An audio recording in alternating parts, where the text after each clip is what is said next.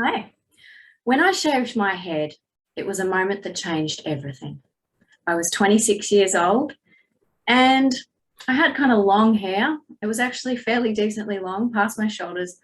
And I had a big night the previous evening and was feeling a little bit dusty. And it was just another ordinary Saturday evening.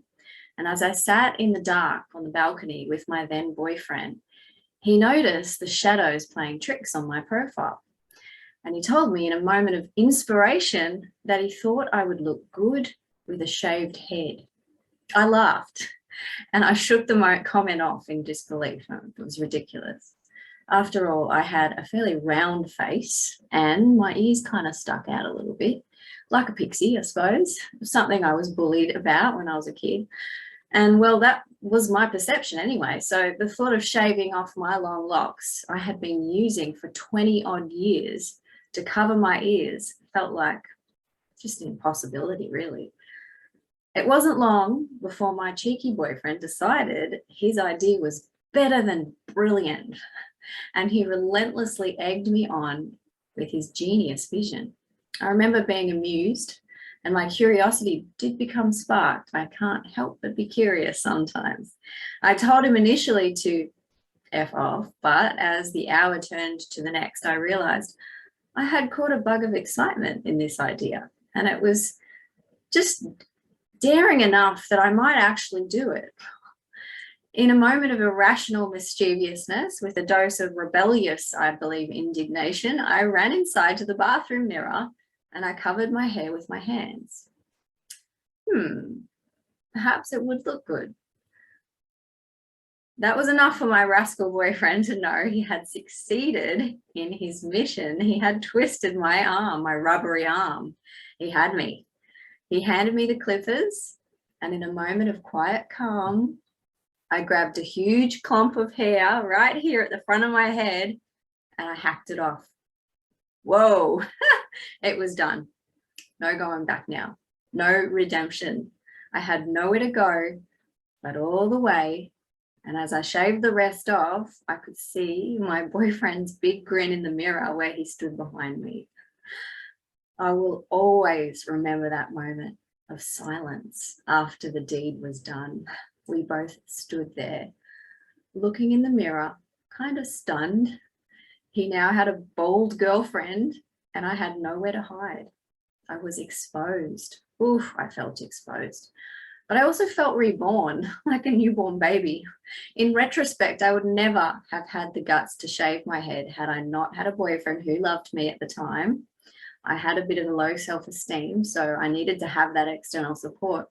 I knew he was impressed by my gutsy move, and it actually kind of suited me. I had a good smooth head, free of bumps and bald spots. There were no bald spots. Not that I'd thought about that beforehand. The next morning, when I awoke and lifted my head off the pillow, it felt strange. I had no need to wash my hair in the shower, and I skipped right over my usual 30-minute hair drying and straightening routine, which was always tedious. This was going to cut down a lot of prep time when it came to leaving the house in the morning. I had a little trouble choosing what to wear though. It felt really odd to be wearing a dress with a shaved head. So I opted for slacks. I could roll the window down in the car. This was cool while I was driving, and not a hair would fall out of place or blow in my eyes. Not a lot of things that men think about often, but what a nice benefit. Now it was time to face people. I was a little nervous. I can feel it again now. And I wrapped a scarf around my bald head to disguise my new look. As I walked to my corporate job, I had an office and a desk, and I walked through and I eyed those around me to make sure I went in undetected.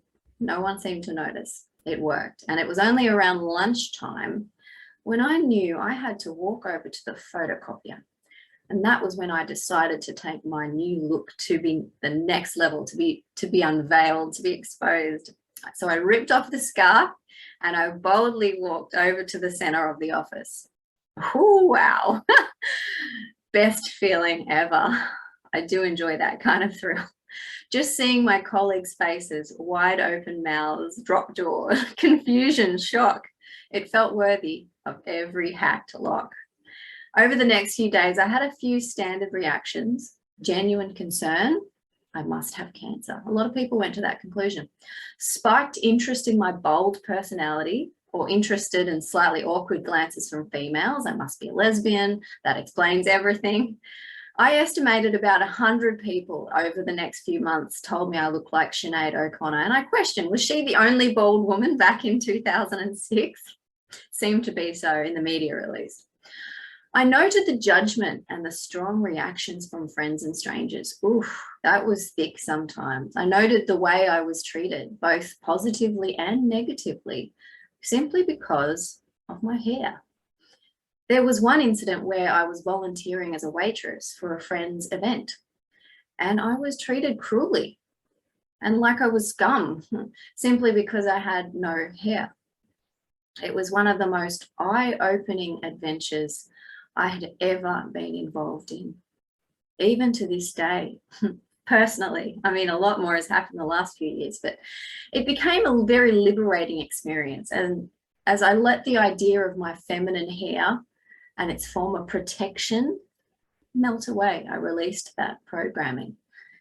I had older family members regretful. I had cut all my beautiful hair off, but I finally embraced what it really meant to be bold and courageous, even to be female. It was actually quite a shock for me to realize how much my hair had defined my life and the lives of all the other women around me every day. So I'm really grateful that I had this experience in my life. I was bold enough to face a fear, and that was to go against convention at the time, to take off my lovely locks and be someone different to others. And I was open to what would happen. And to me, one of the things that I'm still learning today is to be non-attached to external things for my own comfort, my own security, for my own well-being, for my own happiness, but to stay within, to be solidly here in my heart and connected to spirit, connected to source. And so this was one of my earlier lessons about that, was to not have that attachment to what beauty or femininity means. And it was beautiful. And I really, really learned a lot. And I'm still learning. So I hope that you've maybe gained a little bit of a metaphor out of this story, and some facing some challenge that, or fear that you may have been carrying around your whole life, or some attachment that you can test to see if you really need it still and still be happy, or can you go within for more strength and resilience and joy and love in your life. So if you resonated with today's video, please like it. Please subscribe to my channel. It really helps encourage me and to reach out to more people. And have a beautiful day. Bye.